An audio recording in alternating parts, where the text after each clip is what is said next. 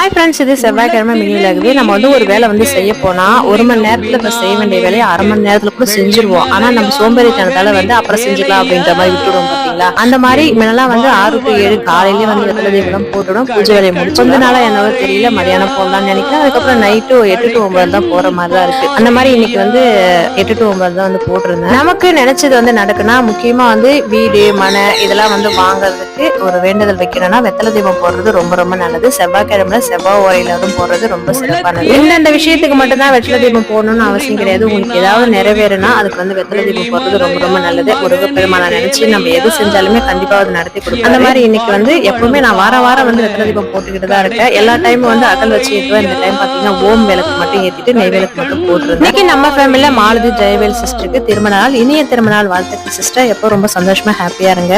அடுத்ததான் இன்னைக்கு எங்க வீட்டு கடைக்குட்டிக்கு பிறந்த நாள். இனிய பிறந்த நாள் வாழ்த்துக்கள் யுவராஜ். நீங்களும்